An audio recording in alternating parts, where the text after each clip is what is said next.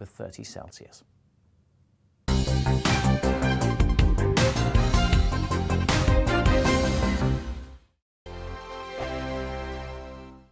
We are GB News. We're right across this great nation. On TV, on radio, on digital. Absolutely everywhere. We don't talk down to you. We embrace all voices. With honest and civilised conversation. we're not part of the establishment. We're one of you. And we're only getting started.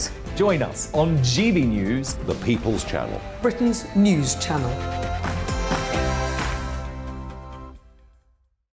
Every morning from 6 o'clock, we'll wake you up with GB News Breakfast with all the stories you didn't know from the night before. So whether it's serious news, entertainment, or your own views from all over our great nation, we're here to kick off your day with a smile. The national media should be reflecting and reporting what's happening here. You will notice the northwestern accents. Whether you're with us on TV, radio, or online, every morning, it's breakfast from 6 a.m. Hope you can join us. Join us for Ministry of Offence, the comedy panel show that's just like the news, in that the left fights the right and it doesn't really seem to matter who wins. We cover the big stories. It was in fact a troop of baboons and not angry vegans. I like that. And the really important stories. Fat naked cow gets stuck in swimming pool. It's a headline in a lot of local newspapers. Yeah. We're on the same team, Nick. Yeah, but I'm just helping you. Join us for Ministry of Offence, Saturday nights, 8 o'clock on GB News. I'm Dan Wootton. Join me Monday to Thursday from 9 to 11 for the feistiest and most fun news debate on TV, where free speech reigns. I'll bring you a sharp take on the day's biggest stories, bombshell newsmaker interviews, and A-list guests. And I guarantee you, no spin, no bias, no censorship, and no reason to go to bed. That's Dan Wootton tonight, Monday to Thursdays from 9 on GB News.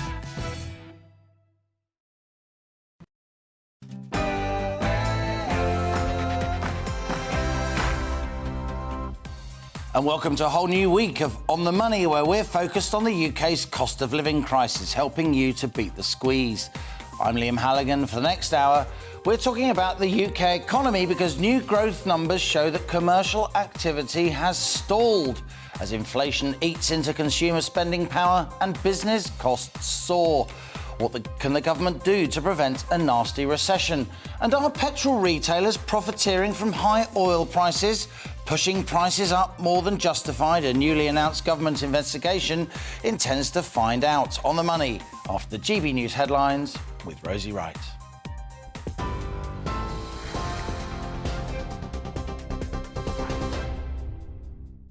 Good afternoon, it's 1 o'clock. I'm Rosie Wright, keeping you up to date on GB News.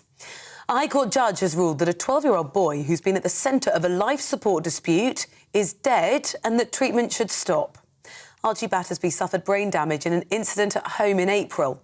Doctors at the Royal London Hospital say his life support treatment should end and that his ventilator should be disconnected. Archie's mother says as her son's heart is still beating, they're going to appeal the decision. I'm devastated and extremely disappointed by the judge's ruling. After weeks of fighting a legal battle, when I wanted to be by my little boy's bedside,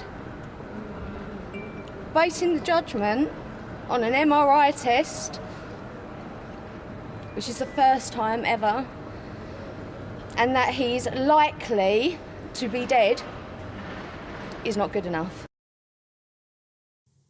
The government will unveil changes to the Northern Ireland Protocol today, including relaxed checks on goods arriving in Northern Ireland from the rest of the UK and giving ministers permission to override elements of the current agreement. The Prime Minister, Boris Johnson, said the changes are necessary to fix the political deadlock in the region. What it does is it creates unnecessary barriers on trade east-west. What we can do is fix that. It's not a big deal.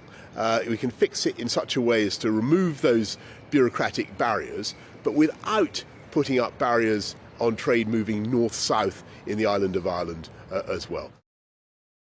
A number of Conservative MPs have said they're unhappy with the plans, and the Labour Party are warning the measures will break international law. Well, the Labour leader, Sir Keir Starmer, says the issues can be resolved through negotiation.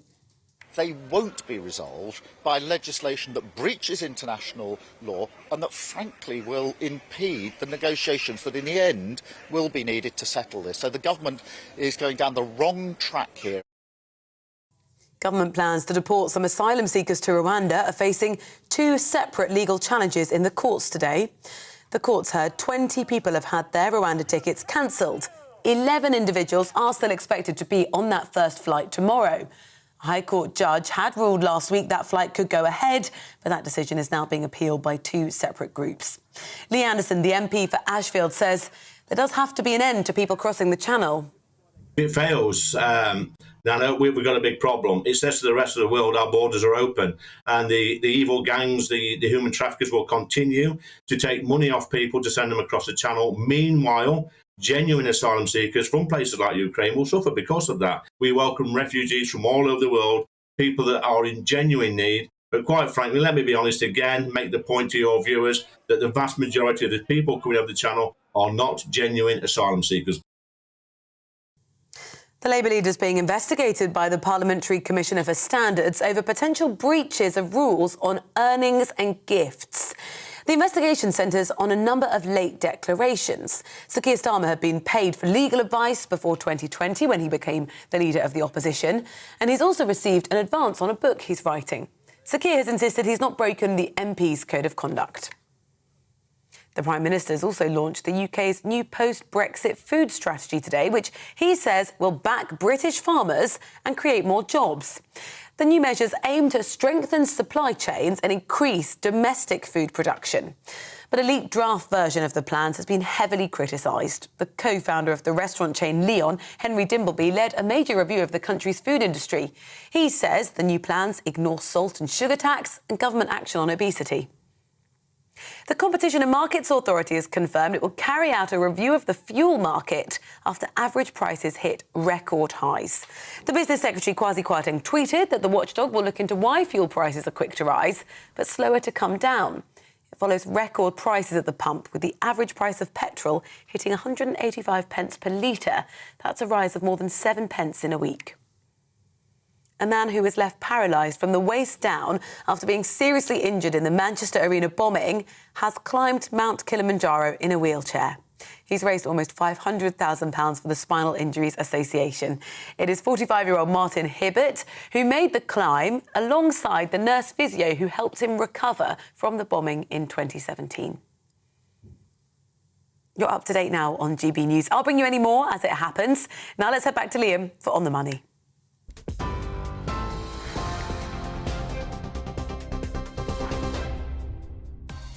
And coming up on The Money today, the UK economy shrank in April official. Is this just a blip or the start of a deeper slowdown? Inflation's hitting consumers and firms, but are we in for a fully blown slump? And what should the government be doing to prevent that? Plus, Boris Johnson visits southern England farms today as part of a pledge to back British farmers and safeguard our food security. Is it too little too late? Or are we finally on the move towards growing and consuming more of our own food, improving our food security? And as prices at petrol pumps soar, and online car seller Kazoo announces it's slashing 750 jobs across the UK, what's the future looking like for our automotive industry? Plus, every day on The Money features an in-depth Money Talks interview. Today we're hearing from a firefighter turned ceramic maker, Siobhan Miles Moore. Not your typical businesswoman, Siobhan's probably one of the only people who can say that they took part in a high dive competition on their wedding day. Oh, and she makes dining ware used by Michelin-starred chefs. Pretty good at it too, she is. That's later in the show. And as ever, I want your questions, opinions, ideas. Email gbviews@gbnews.uk or tweet @gbnews. What do you think about the issues in today's On the Money? How do they impact you? Don't forget to subscribe to our YouTube channel and stay with us now, because this is GB News. I'm Liam Halligan and you're On the Money.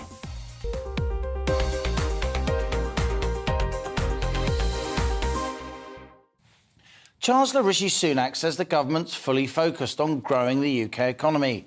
Yet new official data shows that GDP, or gross domestic product, the sum of all economic activity, actually fell in April. In other words, the economy shrank. with the UK now heading for what On the Money's been warning about for some time, an inflation-driven recession, with recession defined as 2 successive quarters when the economy's shrinking.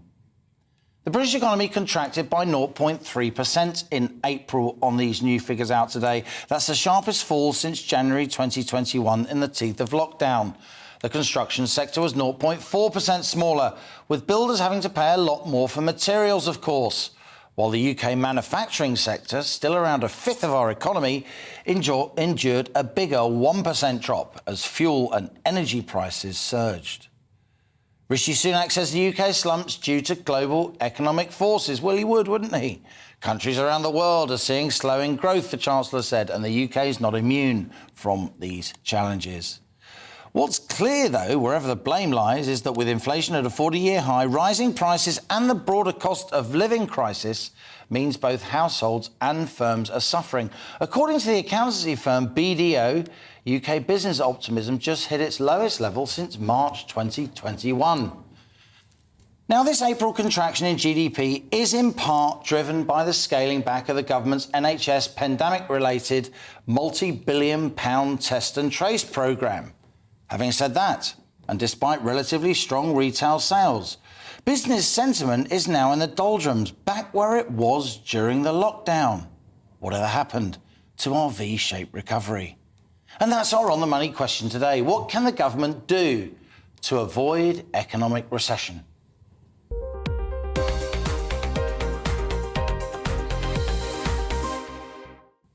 Grown-up conversations with people who know their stuff. That's what we do here on The Money. Q, Julian Jessup. Here he is, independent economist, one of Britain's most influential economists, a regular on The Money, and another On The Money regular, Helen Thomas, who is, of course, CEO of the financial consultancy Blonde Money. A fantastic lineup for you. Julian, you've been talking a lot in recent months about recession, but I sense, as these figures came out this morning, you want to stress the positives. Your sense, it seems to me, is that most of this is actually a blip. Why? Well, I think that's right. I mean, first of all, it's going to be no consolation to people who are struggling to pay their energy and food bills. But I do think the economy as a whole is going to avoid the recession in the way that you described it. In other words, 2 successive quarters of negative growth. Even the numbers that came out today weren't as bad as they looked, as you note yourself. A lot of it was down to the fall in spending on NHS track and trace. If you exclude that, the economy grew, I mean, albeit only by 0.1%. But given the extent of the things that went wrong in April, this was the cruelest month when, of course, there's a big increase in domestic energy bills and also the tax hikes came through. The fact that the economy only stalled rather than collapsed, I think, is almost encouraging. There's also still some good news to come, or some reassurance at least. So next month, we've got the increase in national insurance threshold. So that's a big tax cut for a lot of people. The cost of living support payments are going to start coming through. The labour market is still very tight, so people have confidence in their job security. And a lot of people have built up savings during the pandemic that they can now use to support spending. Obviously not everybody, but I think the economy as a whole will continue to do okay. Let me just push back on that a little bit, Julian, for the sake of conversation, before I bring in Helen Thomas. That's all very well, but the economy also contracted in March on official figures. So isn't there a bit of a pattern here? I completely accept when a massive multi-billion-pound programme like Test and Trace is basically wound down. That, of course, that's going to hit your headline GDP numbers. But it's not as if this was a one-off, is it? No, actually, though, if you strip out NHS track and trace, the economy still grew in March as well. So I know there's a danger of always stripping out everything that's bad and then finding the good news. But the underlying economy, the private sector, if you like, does seem to be weathering these shocks reasonably well. And for a bit of context, back in January 2021, the economy shrank by nearly 3% in a single month because of the lockdown.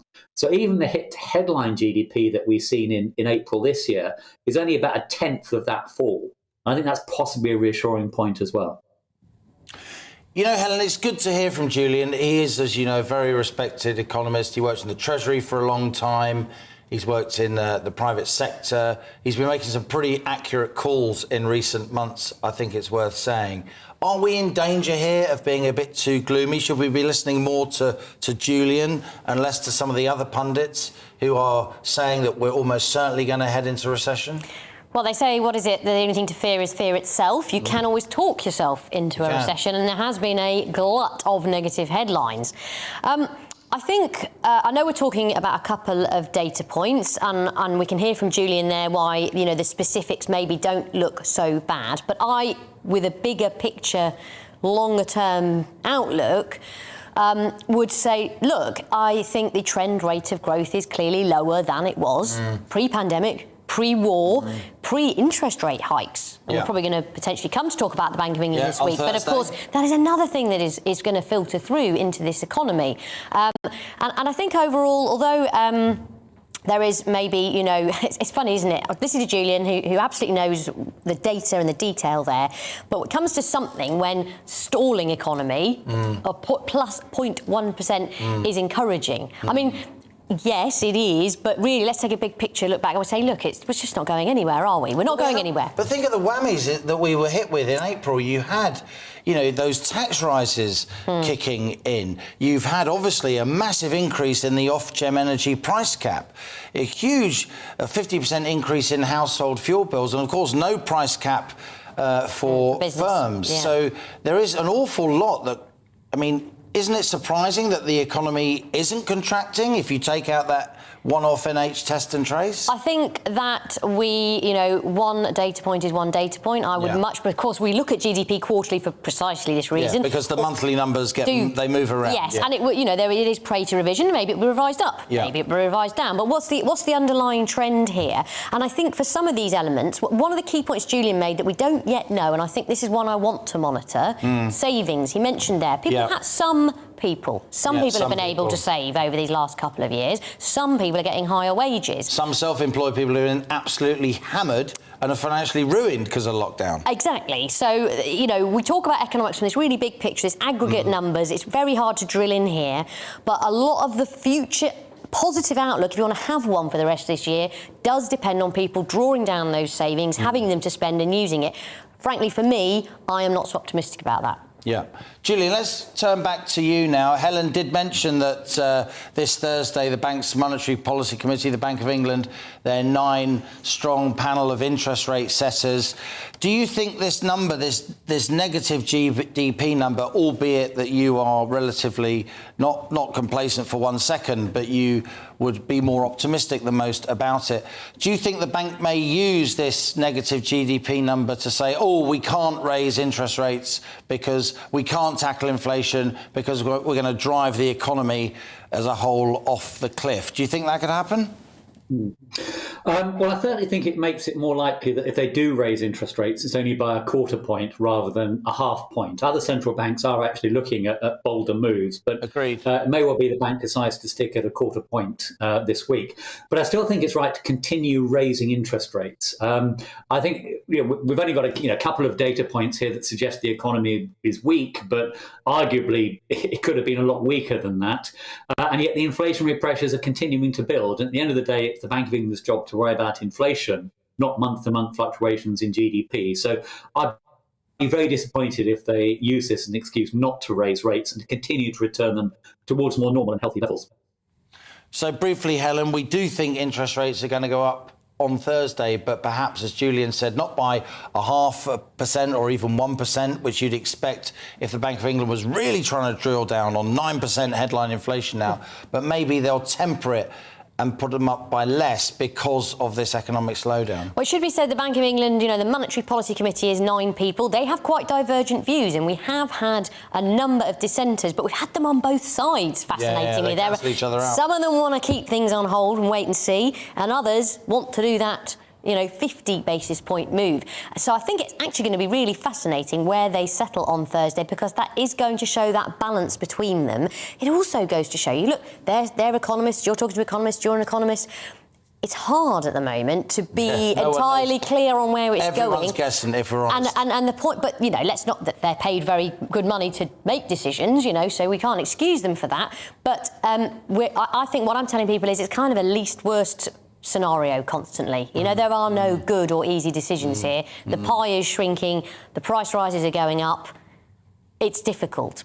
It's just difficult times ahead. So, you know, what are you going to prioritise? And I would just say, the Bank of England would say that we're going to get on top of inflation, and there could be an argument to do more because you could have even worse growth if you have even higher, if you let the genie out the bottle. Helen, you're going to stay with us for the rest of the show. Julian Jessup, great to have you on with us as ever. As I was saying, whatever happened to that post-pandemic V-shaped recovery? Anyway, this is On the Money with me, Liam Halligan. After the break, we'll be talking food security as Boris Johnson today pledged to put that very subject at the heart of his government strategy. We'll be hearing from the chair of the Food and Drink Sector Council and a GB News viewer who's also a farmer. Stay with us. You're On the Money.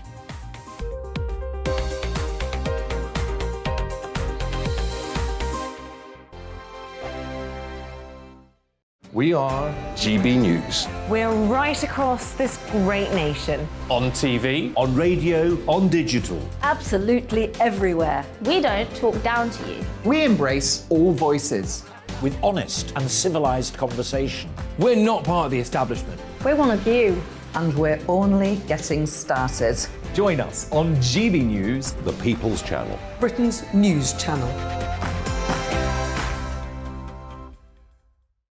Every morning from 6 o'clock, we'll wake you up with GB News Breakfast with all the stories you didn't know from the night before. So whether it's serious news, entertainment, or your own views from all over our great nation, we're here to kick off your day with a smile. The national media should be reflecting and reporting what's happening here. You will notice the northwestern accents.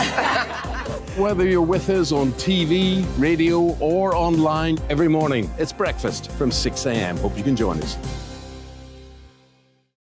Join us for Ministry of Defence, the comedy panel show that's just like the news, in that the left fights the right and it doesn't really seem to matter who wins. We cover the big stories. It was in fact a troop of baboons and not angry vegans. I like that. And the really important stories. Fat naked cow gets stuck in swimming pool. It's a headline in a lot of local newspapers. Yeah. We're on the same team, Nick. Yeah, but I'm just helping you. Join us for Ministry of Defence, Saturday nights, 8 o'clock on GB News. I'm Dan Wootton. Join me Monday to Thursday from 9 to 11 for the feistiest and most fun news debate on TV, where free speech reigns. I'll bring you a sharp take on the day's biggest stories, bombshell newsmaker interviews, and A-list guests.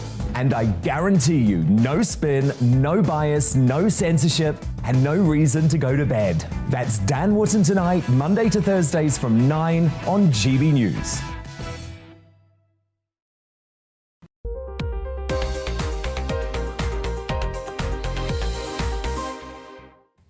Welcome back. It's 1:20 here on The Money, GB News TV, DAB plus digital radio and online. Now, Boris Johnson's been visiting farms across southwest England today as his government pledges to prioritise food security, making the UK more self-sufficient, he says, while hoping to create jobs across the country too. The government's facing mounting pressures to address Britain's food security since the war in Ukraine. That impacted global food and fertiliser supplies, of course, causing a surge in food prices faced by consumers across much of the world. Proposals here reportedly include encouraging fish farming, increasing consumption of responsibly sourced venison, food from algae proteins no less, and technology to help cattle produce less methane. Oh, and growing a bit more food as well. But it could mean government plans to rewild thousands of acres will be jeopardised, which some farmers anyway oppose. They argue that that diverts cash away from food production. Boris Johnson says the new food and farming plans will boost domestic production and protect us against future crises. Here's what the Prime Minister had to say this morning. So that's why we're supporting Great British farming, putting money into modernisation, into innovation. Just been talking to these incredible courgette farm here, courgette and broccoli. They can now, they've got a machine, a gizmo they just showed me, can plant 150,000 cabbages per day. Now that cuts costs, and what it also does is in the end it cuts costs for the consumer as well. We're supporting families, as you know, £1,200 for the 8 million most vulnerable households, another £400 to help everybody with the cost of energy. But we've also got to find ways of cutting costs of food and cutting costs of food production. Boris Johnson there speaking earlier in his obligatory high-vis jacket. Joining me now to discuss is Ian Wright, who's the co-chair of the Food and Drink Sector Council. Good to see you, Ian. And Colin Rayner makes a return to On the Money, director at Rayner Farms out there in Berkshire. Always good to have you with us, Colin. I'll start with you, Colin, if I may. Do you think the government gets the need for more food security, or do you think this is, as Boris Johnson said in his words, a gizmo? My biggest fear is just more talk and nothing will actually happen. And we need a government to take action. We need a government to tell us now to plant more crops this autumn. We need a government to tell us to breed more animals this autumn. If we produce more food, the price in the supermarkets will go down. The UK farmers are up to producing the food for the UK farmers, and we can do it now. But the government needs to take its boxing gloves off and get on and do some work, because at the moment we're having to rip up wheat crops to plant wildflowers. You can't eat wildflowers, you can't eat wheat. In Germany, they've already abandoned 1 million hectares of green ground. That's 10 million extra tons of wheat being produced in Germany. We are now down to one fertiliser plant in this country. Other countries are banning the export of fertiliser. We might not be able to import it. And I thought, as a Conservative, I never heard this word. We have one plant left. There's one plant just being closed. I think at the time the British government nationalised it, as a farmer and a Conservative, I didn't think I'd ever say those words. But we need food security. We need fertiliser. We need to produce everything in this country. And at the moment, we used to be a net exporter of oils. We're now a net importer because we can't grow oilseed rape because the environmentalists say that growing oilseed rape was bad for the environment. That was done on dodgy science. We can grow all the oilseeds that were required in this country. Just give us the tools, get out of our way and let us grow the crops and rear the animals. Ian Wright, you just heard from Colin Rayner there. Colin Rayner's appeared on my show many times. He's an extremely level-headed, very professional member of our agricultural industry. I sense some desperation in Colin Rayner's voice. No disrespect to you, Colin. Ian, what do you make of that? And in that context, what do you make of these proposals put forward by the government? Are they up to the challenge? Well, it's a big challenge, and it's a change challenge, Liam, because what's happened since this review process started 3 years ago, and it's a long time. It was started by Michael Gove as Secretary of State, and I can't remember how many Secretaries of State we've had since that. But this is a change situation. When we started, we were looking very much into the environmental crisis, the climate crisis. We hadn't had COVID, we hadn't left the EU, and we certainly hadn't any idea about the Ukraine-Russia conflict. And all of those have come to bear on this review, on the policies that the government have announced or are announcing today. And the consequence of that is that this is a strategy which is essentially defensive. It's rightly about food security. It's rightly about cost of living for all of our people, because the cost of living crisis is critical. And of course, they're interlinked. You've got a supply crisis that's partly COVID related, a little bit Brexit related, massively Ukraine-Russia related. We have to make sure we can feed our people. I'm sure we will be able to. And Colin is right. I think it was exasperation rather than desperation. But Colin is right about his agenda. There's not all of that we can do, but these proposals do provide a bit of a kind of ground zero from which to start. A Conservative voting farmer calling for the nationalisation of our fertiliser industry. It's getting pretty serious here, isn't it? Yeah, my eyebrows shot up as that as well. And it should be serious, because this is an emergency, much like we've had a health emergency. The war itself is an emergency, and all combined together. You know, obviously, security of food is one of the main things the government has to deliver. Food insecurity doesn't just lead to high prices and political discontent. It leads to unrest. I mean, if there are many lessons of history, that is one of them. Number one. We're seeing increased unrest across parts of the Middle East and North Africa because they're so heavily dependent on Russian and Ukrainian wheat exports, which aren't getting through. We are not in that situation here in the UK, but we are in a situation where farmers are paying 4 or 5 times more for their fertiliser than they were this time last year. Yeah, and I believe you talked about that issue, God, probably 6 months ago. So I guess, again, the question is, it is an emergency, it is a crisis. Why has it taken till now? We've just heard that this report has been in the pipeline. Now, we have heard, of course, a number of things have been thrown at it that have happened. But, you know, look, that's part of what government has to do as well. You know, you can't flip around, you can't just turn on and off these levers every 2 seconds. I mean, part of the issue here is, I don't know about this, but converting that farmland, I don't know how long that takes. Perhaps we can hear from our guests. So some of this is tricky to speed up, but that doesn't mean you shouldn't, you know, start with ground zero and make those changes. So, Colin, Rayner, back to you. You want to see rewilding converted back into food production.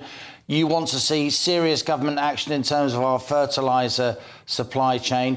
Do you still think that the government is paying farmers too much not to produce food?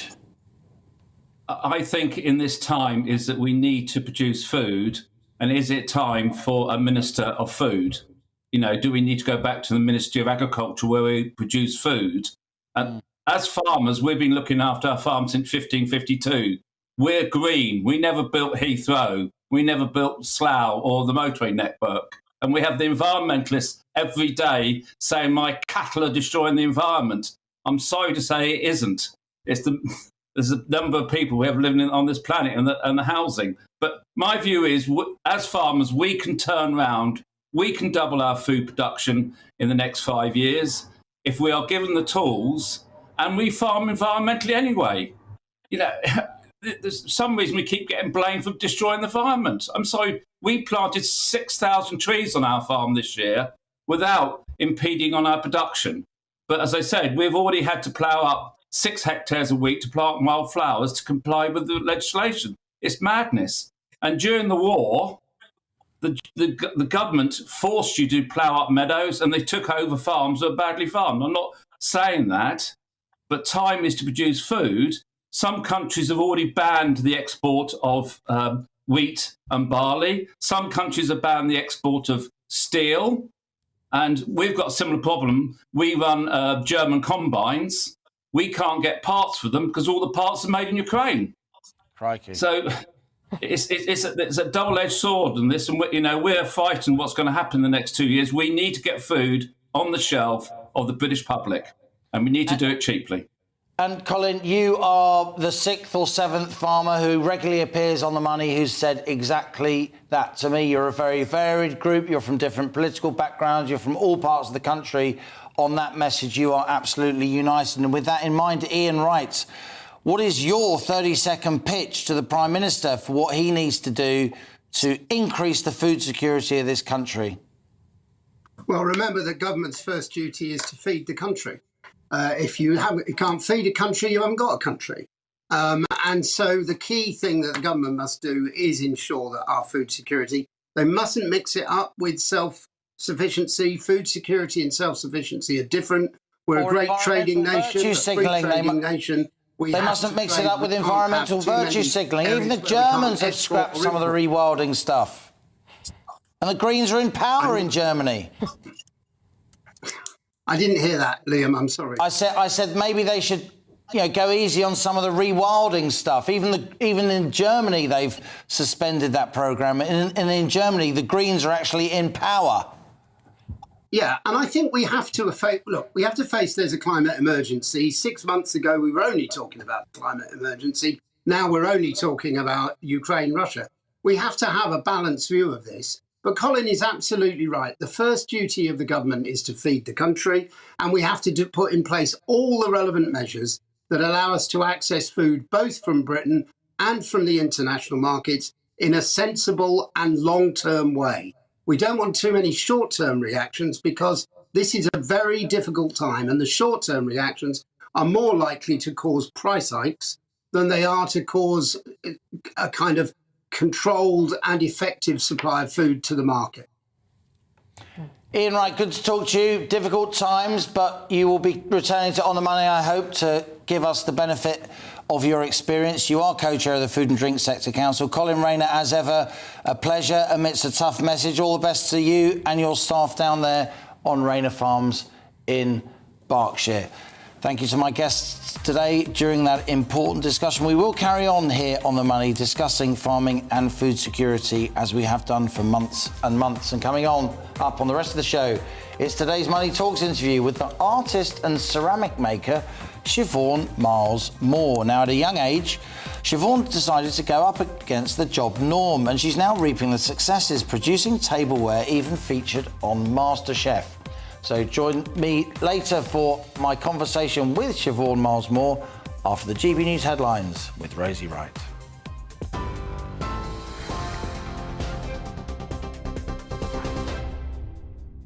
It's 1:33. Good afternoon. I'm Rosie Wright, keeping you up to date on GB News. The mother of a boy who's been at the centre of a life support dispute says the family will appeal a High Court ruling that the youngster is dead. 12-year-old Archie Battersby suffered brain damage at an incident in a home in April. Doctors at Royal London Hospital say his life support treatment should end and his ventilator should be disconnected. His mother, Holly Dance, says that his heart is still beating and he wants treatment to continue. Government plans to deport some asylum seekers to Rwanda, facing two separate legal challenges in the courts. The courts already heard today that 20 people have had their Rwanda tickets cancelled, but 11 individuals are still expected to be on that first flight tomorrow. Both appeals are going through the court today. The government's going to unveil changes to the Northern Ireland Protocol later. It will include the ability for ministers to unilaterally override the current agreement. The new legislation will include relaxing checks on goods arriving in Northern Ireland from the rest of the UK. But Ireland's Foreign Minister Simon Coveney said the measures marked a low point in the UK's approach to Brexit. The Labour leader is being investigated by the Parliamentary Commissioners for Standards over potential breaches of rules on earnings and gifts. The investigation centres on a number of late declarations. The payments relate to legal advice he provided the year he became opposition leader and an advance he received on a book he's writing. Sir Keir has insisted he's not broken the MP's code of conduct. The UK economy fell by 0.3% in April, according to official figures. UK gross domestic product is now nearly 1% above its pre-pandemic level. The Chancellor says he's fully focused on growing the economy. TV, online and DAB+ radio, this is GB News.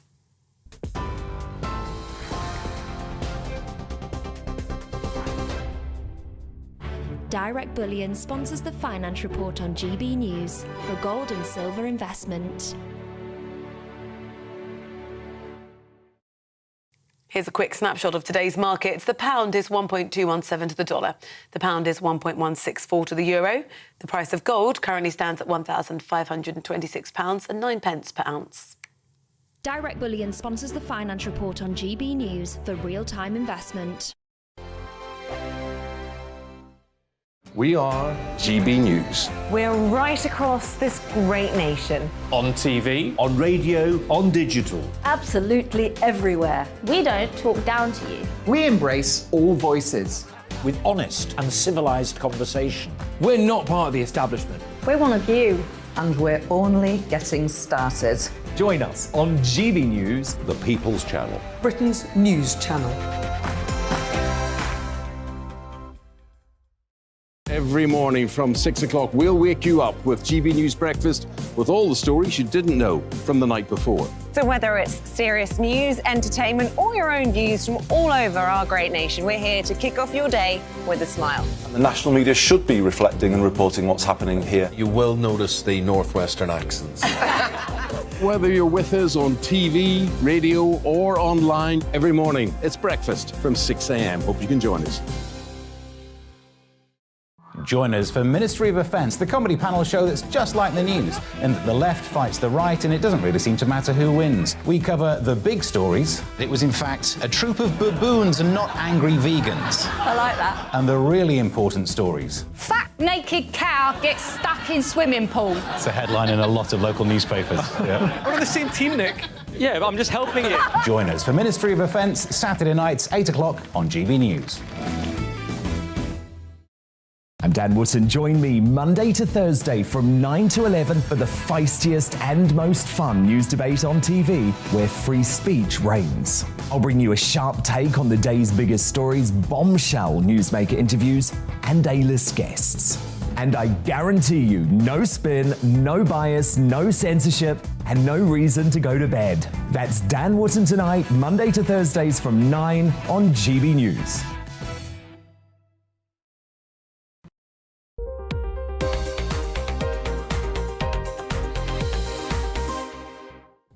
And welcome back. You're on the money. Now, earlier in the show, we were discussing, of course, those GDP figures, the latest data showing signs that the UK economy shrank in April. And we're starting to see that impact, not least in the automotive industry, with the average price of petrol at UK forecourts reaching new highs of a whopping £1.85 a litre. And, of course, petrol and diesel are even more expensive in some parts of the country. Prices are getting so high on the forecourt that the Competition and Markets Authority, that's the government's competition watchdog, has been asked by Business Secretary Kwasi Kwarteng to launch an inquiry into petrol profiteering, a subject he first discussed, you may remember, here on The Money several months ago. But what does all this mean for car sales and our car industry more generally? Well, just last week, the online car seller Cazoo announced it's slashing around 750 jobs across the UK and some parts of Europe as looming recession and consumer cutbacks start to take its toll. This 15% reduction in its workforce is being referred to by Cazoo as a realignment put in place to protect profits in challenging economic times, and there's a lot of that about. And of course, online car sales are slowing. Well, joining me now to talk about all this is Fraser Brown, again returning to On the Money. He is Managing Director at Motorvise Automotive. Fraser, you're outside the biggest car dealership in Europe. Charles Hurst and Helen Thomas is still with me here in the studio. Fraser, great to have you back on The Money. Just before we turn to the automotive industry, I just wanted to ask you, as somebody who's in the car business, what you think about the fact that the Competition and Markets Authority is now officially investigating price rises for petrol and diesel on the forecourts. I think it's very welcome for consumers in particular because the cost of diesel and petrol is shot up. Obviously, there is an underlying factor with supply and demand and the Ukraine crisis, but realistically, things aren't quite where they were in terms of supply of fuel. So why is that not coming through to consumers? Now, having owned and been involved with petrol forecourts in the past, the actual retailer, the small company that's at the front of it, has very little say over the prices that they put in. It's normally down to the wholesalers or possibly even the refinery that you're buying it from to kind of set the prices. You may have a set contract with 3 or 4 pence a litre in it for you as an individual petrol retailer. For the smaller businesses, obviously I can't comment on the larger organisations that sell fuel in this country like the supermarkets and the big chains, but for small businesses that are retailing fuel, often that is set for them by the person that supplies the fuel to them. But yeah, I welcome it because I think, at the moment we're seeing this is accelerating the move towards electric vehicles like we've not seen previously. But yeah, I think the more we can do to help the consumer at the moment, the better. Now, moving on to that news from Cazoo, obviously a major player in the online car sales market here in the UK. They're slashing 750 jobs. Is that because car retailers are finding it so hard to get hold of vehicles because there are production tailbacks, if you like, excuse the pun, because it's difficult to get hold of components, because we've got those global supply chain issues ongoing? Or if not, what is behind this news from Cazoo? I think, interestingly, somebody mentioned earlier that it was to protect profits. Well, they actually need to have some profits in the first place to protect. Cazoo's never made money. The business has done some things very well. They've built customer trust in a very short space of time through a lot of marketing and a lot of marketing spend and sponsorship. However, if you look at a business like the business that I'm here at today, here in Northern Ireland, in Belfast, Charles Hurst, they've been here since 1911. Retailing used cars is about trust. These guys have built trust over 100 years. And the culture within this business is all about looking after customers and making them the centre of everything. But when you're selling a used car is about honesty. And about explaining to a customer this car's done 50,000 miles and the pictures online show that it has a couple of stone chips on the bonnet. And any car that's done 50,000 miles will have stone chips on the bonnet. Now you may think, why am I wandering off into this territory? And the reason being is the fundamental issue with Cazoo's business model is the fact that they try to retail used cars as new cars. And if it turns up on their forecourt at one of their businesses with a stone chip on the bonnet, they'll send it back for more reconditioning. So they've never ever got their profit per unit to where it needs to be to make them a sustainable business. Now, they are learning, and hopefully they will adopt some of the techniques used by some of these organisations that have been retailing cars for hundreds of years and start to build a hybrid model between something that's really good online but really understands how to build trust with customers, be really honest with them about the car, rather than trying to turn used cars into new cars, which will never work, because you can spend £1,000, £2,000 turning a used car into something that appears new in terms of paintwork. But actually, if you were just really honest with the customer in the first place and said to them, this is what this car has, and you build trust over a long period of time with them. Cazoo has grown very fast, and some people have made a lot of money out of it, but I think there's going to be a lot of people that make losses out of this business. I'm a bit of a traditional business person that believes in long-term relationships, long-term building customer trust, organisations like Charles Hurst, who have done it for a very, very long time in a traditional way, but as superb at online retailing as well.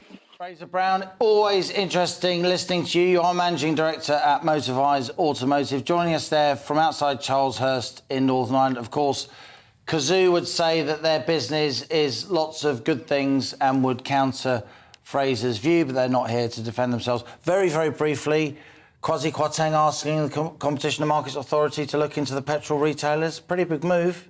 A big move, but needed to be done, given that they haven't really done anything else about petrol prices, which have been hanging around as a real albatross around their neck, quite frankly, for this government.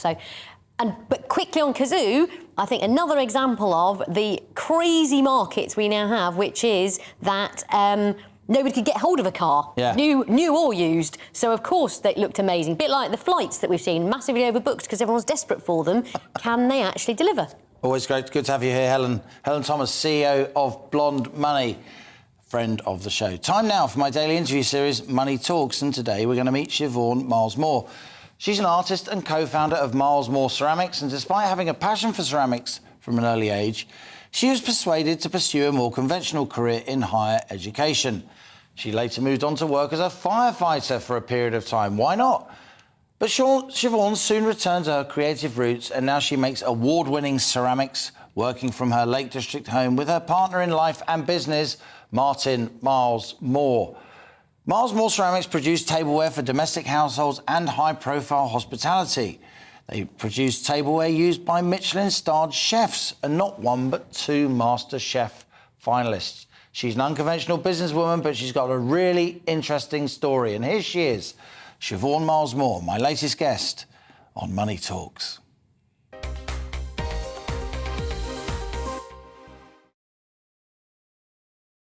Siobhan, great to see you here on The Money. Tell me a little bit about your business to start off with. We make posh plates for posh chefs. We basically work with Michelin-starred chefs to help ensure that their ceramics tell the same story as their food.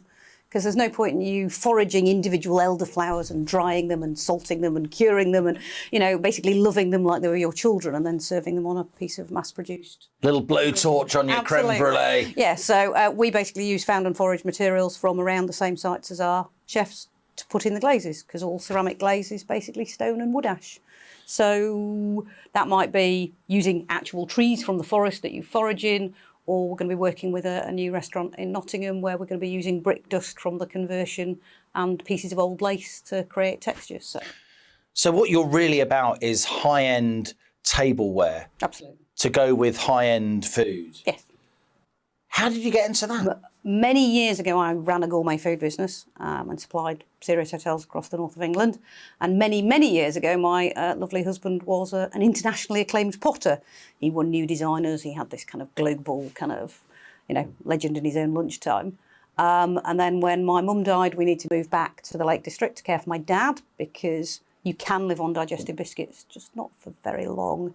So we moved back, and Martin said he was going to go back to being a potter, and his kind of idea was he would just kind of sit in a shed and make a few beautiful objects. And I went, we're spending 40 grand getting this set up, we need to get some money back. And I thought, well, who uses lots of high-end ceramics? So we went and targeted chefs, and then we were really lucky. I walked in, well, lucky. The third time I walked into a place called Hipping Hall and said, do you ever work with local artisans? They went, well, ask chef. And I said, how do I do that? And she said, he's in the kitchen. And he came. The bloke with the big white hat on. Yeah, absolutely. He came out. Or the lady with the big white hat. In this case, a bloke. He came out and looked at me and said, Checking my privilege. Are you taking the mickey? And I went, why would I be taking the mickey? He said, last night my boss took me out and said, if I want to get to the next level, I need to find a local potter. And that chef was Ollie Martin, who went on to be one of the finalists at MasterChef. Indeed. And still works with the guy who won, and they actually are still genuine friends, and we work a little bit with all of them. I tell you what I like about your story, Siobhan, if I may, is the business you've created. It combines real sort of artisan values with quite a sharp business sense as well, which you just summed up in your reaction to your partner's declaration that he was going to sit in the shed and make nice pots. How hard is it to combine these two aspects of your life? You're clearly a very artistic person. You're working with a very artistic person, yet you've got to make the sums add up. You've got to pay the bills. You've got to engage in marketing, talk to mad journalists from time to time. Do you see any conflict between those two aspects of your character, the kind of mercenary business side and the creative artistic side? I don't, because I think it's all about problem solving. I think as a creative, what you do is you synthesize information and present it back to the world in a new form. And actually, when you're looking at kind of developing a strategy or developing a brand, it's the same sort of creative thinking. It's the same kind of problem solving. And as long as you keep the numbers in mind and value your own time, I think that's kind of a particular issue for artisans. The idea that, people happily pay their plumber 50 quid an hour, but think that they're going to buy a mug for £2.50, that can be kind of complex. So it was always going to be about establishing a brand that elevated us and kind of presented us to the world as a different offer, really. So I think it's very much the same skill set, just applied in two different directions. I want to come back to you to this value of brand, something which a lot of people watching and listening will think is very intangible, but of course brands are hugely valuable. But before we talk about the value of brand, how to establish a brand, how to nurture and polish a brand, how to sell on a brand, which may have crossed your mind, Indeed. We can come to that. I'm struck by how varied your background is. You've been a firefighter, you've worked in higher education. Tell us about how you got to being an artist in the first place, because it's something a lot of people want to do, but they never quite get round to it, do they? Because, quotes, real life gets in the way. Or you're just told, I wanted to be a maker. I'm a kind of practical person. I'm one of those people that learns by exploring with my hands, breaking things, taking things apart. But of course, you're 16, 17, and everyone says, oh, well, you've got to have a proper job. And why don't you have a proper job first? And so I kind of did the whole, oh, well, I suppose I should get a proper job. And did a business degree, like a lot of people my age that didn't know what they wanted to be when they grew up. But I think that creativity's always been there. I've got a firework brain. It's not a linear brain. It doesn't work in straight lines. It doesn't always seem to work. More of a Catherine wheel of a brain. Absolutely. So I basically faked being a grown-up for quite a long time and then realised I was quite bad at it. And then I started making, just when Martin started the business, the idea was I would help run the business, I would help grow the business, I would maybe get a part-time job, I'd care for my dad, I'd care for my sister, I'd do all those grown-up things. And then I made something and someone came into the studio and said, I want to buy that. I went, I made it, I'm just playing. Sure? Yeah, pretty was. All the business sense went out the window until he said, I've been collecting ceramics for 35 years, I'll give you 100 quid for it. And I went, OK, that's a start. No, you went 150. No, I wasn't quite that. I was a bit sleepy that day. I wasn't on top form. But that was where it started, and that guy has been a proper patron in the truest sense. Before we come on to brand and the mechanics of the business, how you've marketed it, and so on, let me just ask you, how important is it that you are up in the Lake District? You've mentioned a couple of times that why you went there to care for your father.